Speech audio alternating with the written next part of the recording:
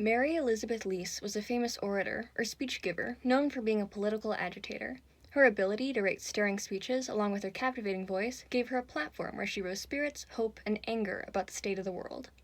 She gave hundreds of speeches calling for reform, and throughout her life worked for women and African American suffrage, temperance, and worked against monopolies. She is best known for her work with the Populist Party. Lease was born September 11, 1850. Her childhood was spent in poverty, and she lost her father and two brothers in the American Civil War and held the grudge it gave her against the Democratic Party for life. She moved to Kansas to teach in 1870, where she met and married her husband, Charles Lease, in 1873. They established a small farm, but prices for crops fell as agriculture mechanized, which led to its failure. They moved to Texas, where their new farm failed as well. Lease, like other farmers, blamed railroad companies for charging their high rates, and lenders who charged high interest rates on loans. In 1883, the Lease family moved back to Kansas. Lease studied law entirely at home. She would pin sheets of notes to the wall to study while she performed household chores. She was admitted to the bar in 1885 and became one of the few women lawyers in Kansas and began her activist career. In 1887, she joined the Farmers Alliance, an organization that sought to make the U.S. a better place for farmers, and worked as a lecturer. In 1888, when the Union Labor Party was created as a political party of the people, for the people, Lease joined quickly. She became a candidate for county office and lost, which was impressive considering she was narrowly defeated in a time that women couldn't vote. Lease traveled as a stump speaker, giving addresses for the party, making hundreds of speeches in only a few years across the nation. In her speeches, she not only gave farmers hope for a better future, but harshly attacked powerful industrialists, the current government, and the upper classes as well.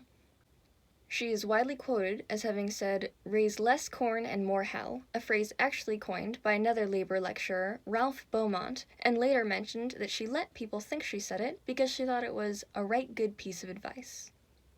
Lease opposed the fusion of the Populist Party with the Democratic Party when the latter picked up some of the big issues the Populist platform ran on. After Populist Governor Lorenzo D. Llewellyn was elected into office, who encouraged the merging, Lease's issues with it caused trouble.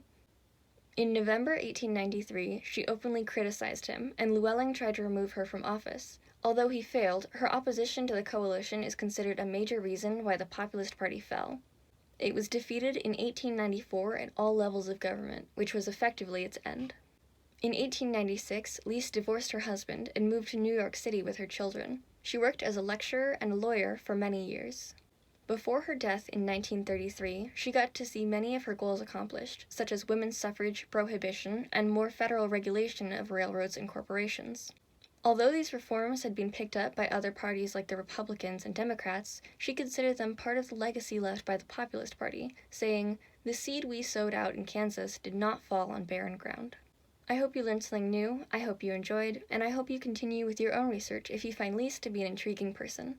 I encourage you to leave a comment of something interesting about her or her life that I might have missed, or just something you found particularly fascinating from the video. The bibliography is in the description. Thank you for watching.